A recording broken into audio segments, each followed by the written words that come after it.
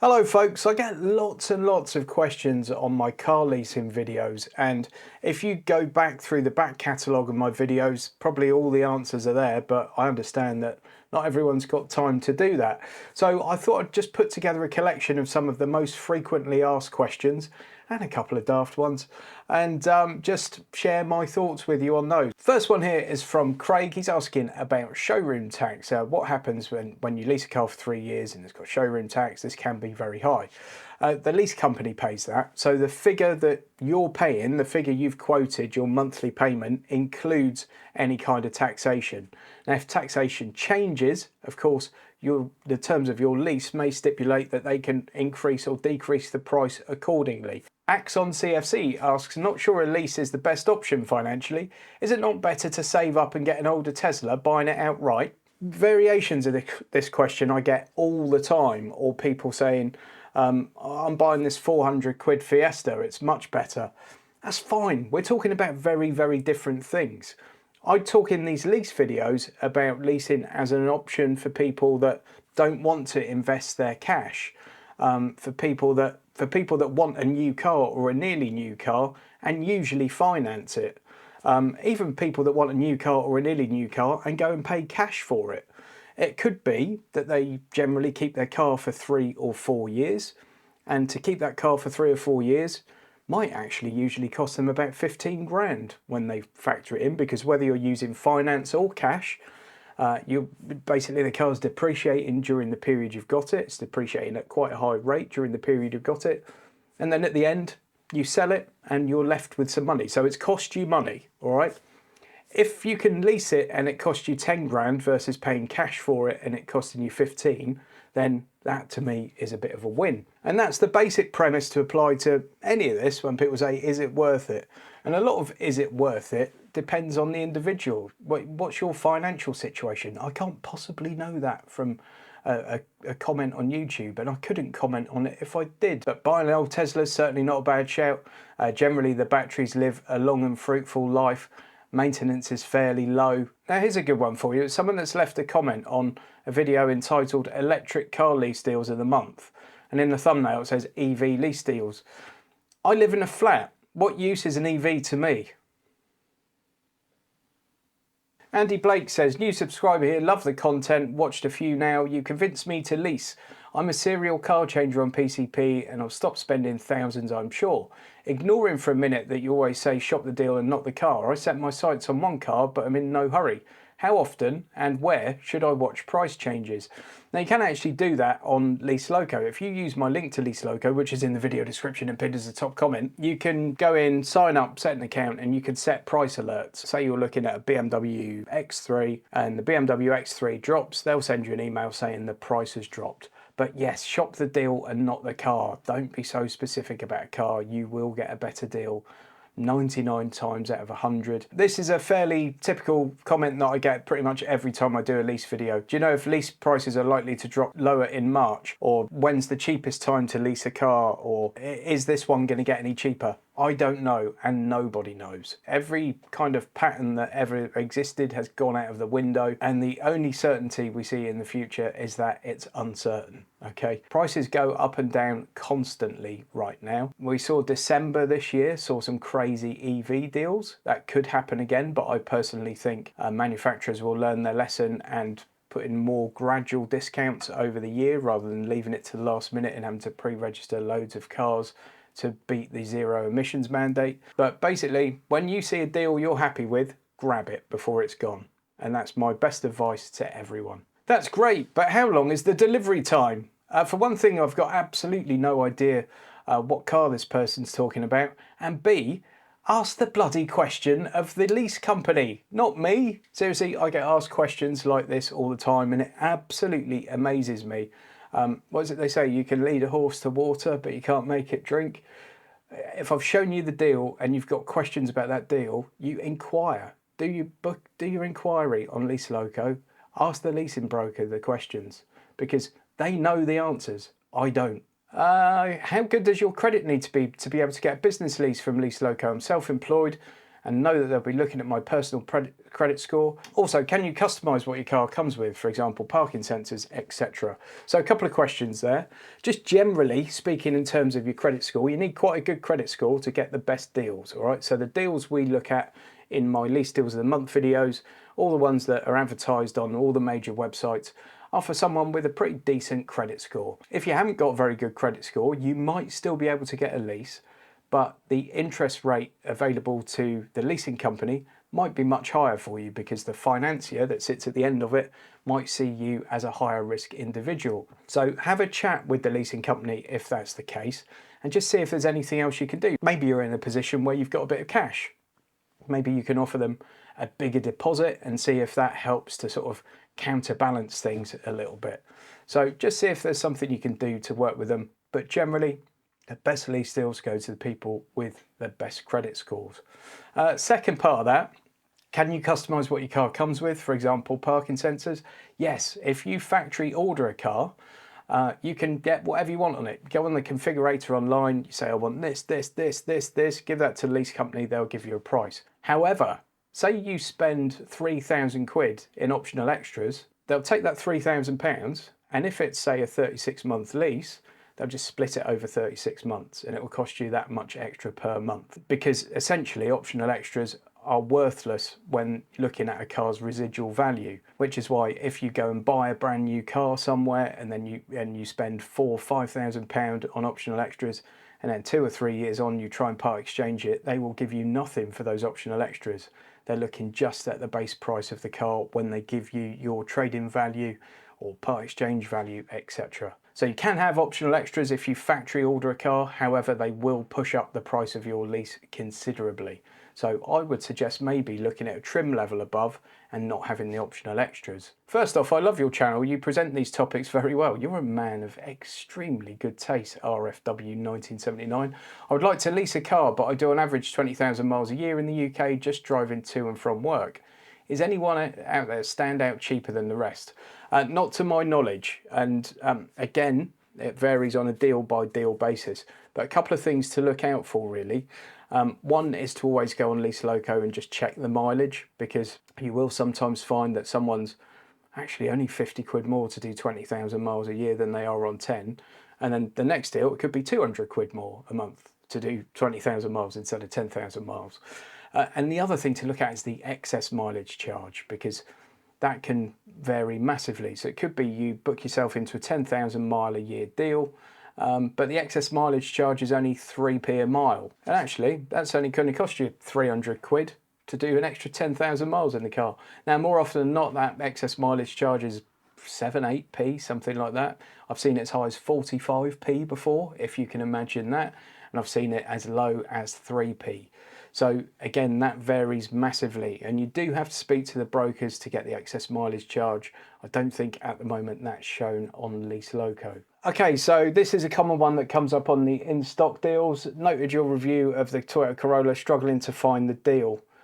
That's because it's gone. If you're looking at one of those in-stock lease deals videos, or a really special deal where I've done a little one-off for it, and you click on it and the deal's disappeared, it's either gone and sold out or the deal's changed dramatically already. And sometimes it's worth just checking back on it, especially like things like the ID Buzz that we saw just before Christmas. You know, it was so cheap, but in the first 2 hours that deal changed 50 times and it's because various brokers came in and out of it.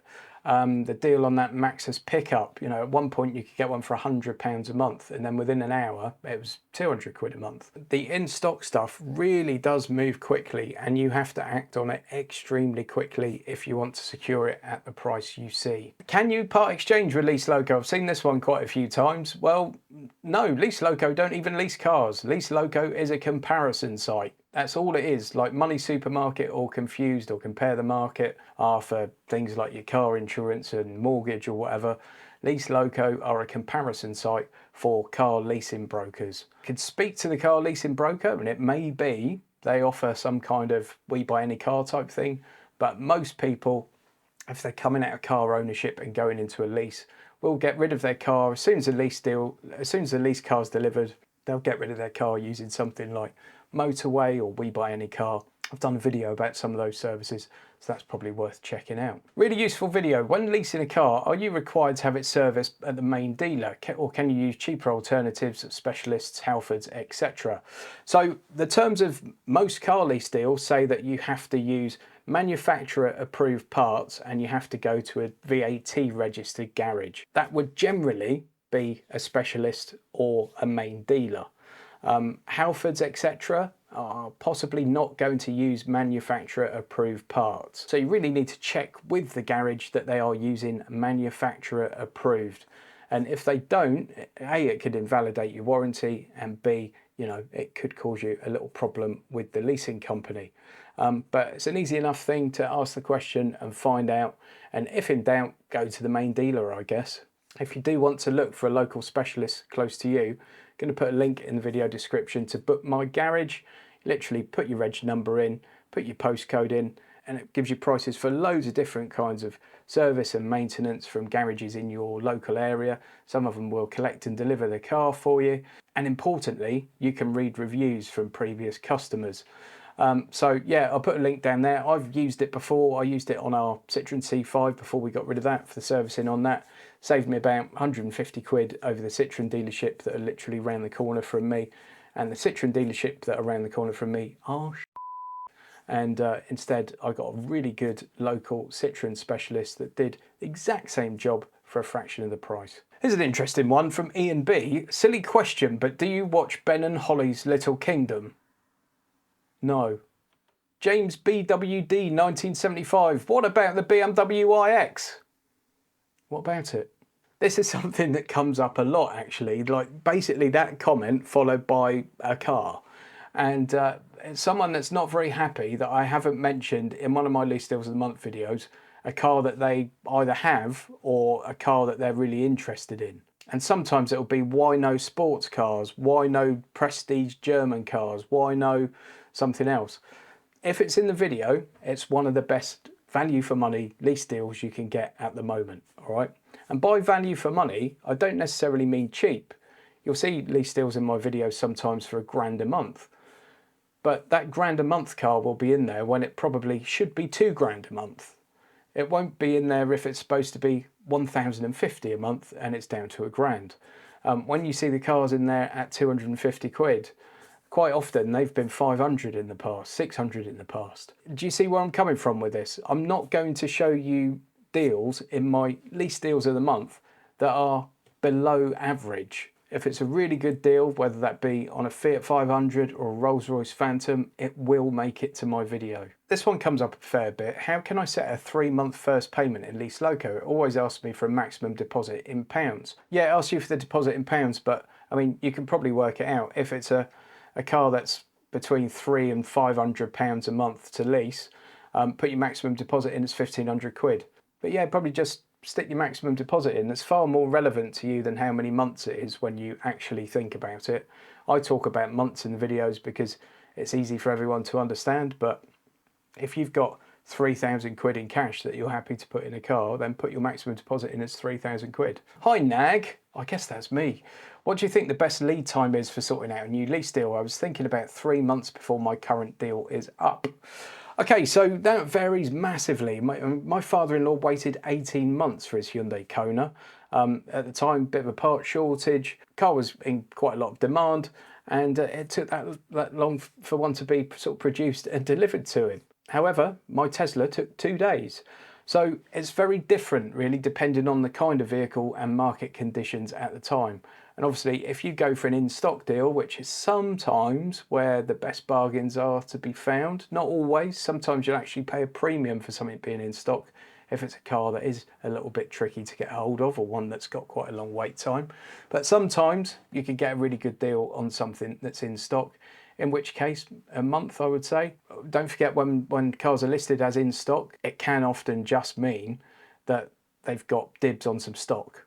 So as in, a car's been made, it's on its way, it might not be in the country yet, or it might be in the country but sat on Southampton docks, hasn't yet been prepped or anything like that.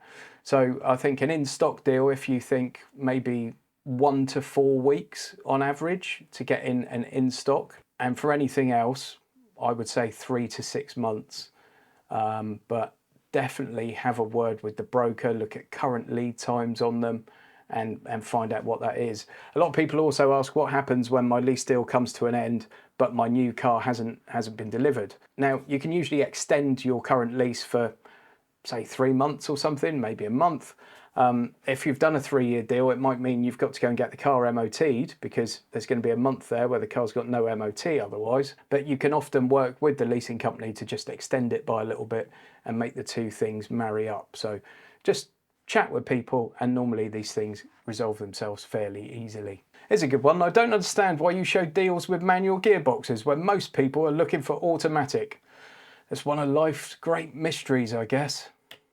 Another thing here about optional extras, basically, can you specify the colour choice when ordering, or is it a lucky dip? Sometimes with the in-stock stuff, literally the cars are all built, like the VW ID Buzz deals, and loads of those were white, and that's the end of that. They've just pre-registered a load of cars with a very, very specific specification. We had a VW Touran for 4 years on a lease. At the time, that was an amazing deal. They were all grey, so we had a grey one. If you're doing a factory order, obviously you can always specify the colour. You might have to pay for it, but when it's in stock, it very much depends on what they've got in stock. This is one of the most common questions asked ever, probably. Do you consider any maintenance packages worth it? Very, very deal dependent, all right? So my buddy Chris has got a Cupra Leon, and I think he got fully maintained on that for 11 quid a month or something, which was an astounding deal. 300 horsepower car, tyres, servicing, all covered for 11 quid a month. The next one could be 60 quid a month for the same thing. At 11 quid a month, it's an absolute no-brainer, and why wouldn't you? At 60 quid a month, you're probably getting fleeced. Do the maths yourself. Are you going to get through a set of tyres in the time you've got that car? If you've got a 5,000 mile a year lease and you've got the car for 2 years, you're not going to put a tyre on it. You're going to have one service on it, which is probably going to be an oil and filter change. So just work out the cost of those things and see if it's worth it to you. And the answer to that is, sometimes they're amazing and sometimes they're blooming awful. Why have lease prices dropped? This one's come up quite a bit lately. It's an odd one for people to get their heads around, because cost of living's gone up, interest rates haven't been fantastic, and lease prices seem to be amazing again at the moment. It's just a reaction to what's going on in the market, basically. Obviously, manufacturers now have the zero emissions mandate, which means they've got to sell a certain number of zero tailpipe emissions cars every year. That means they're putting good deals through on those, and then obviously that has a knock-on effect, because someone then starts thinking, hold on, I can get this electric one for this much per month, or this much with cash, versus this petrol one, and I'm going to have to service that, and the petrol's expensive, and blah, blah, blah. So I think the whole thing just has a big knock-on effect. And I think there are all kinds of other market forces at play, but the price of leasing doesn't always follow sort of the price of a loaf of bread, for example. There you go. Hope I answered most of your questions in that one, folks. Don't forget, if you ever want to have a chat about anything car related, you can go over to my website, notaguru.co.uk, and you can book a call with me. You do have to pay for it, because, you know, I do this for a living and my time is how I earn my money. But by all means, if you want to book a call, that's something we can do. Lots of people have done it already, and had some really good chats with people, and I think everyone feels like they've got good value from the call.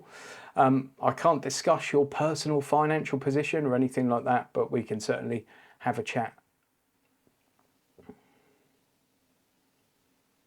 I can't obviously give you financial advice, but we can certainly have a chat about anything you want to, really, around cars. Over 18s only, though. I've never worked for the BBC. Thanks ever so much for watching. Please give the video a thumbs up. Please subscribe to the channel if you haven't already done so. Probably 80% of you watching this are not subscribed. And please click that notification bell. Of the people that are subscribed, only 9% have got their notifications turned on. All that does is let you know every time I release a new video. And please support Lease Loco. The link is in the video description and pinned as the top comment. And as is my link to all my social medias and all that kind of stuff. So go and check it out, and I'll catch you on the next one.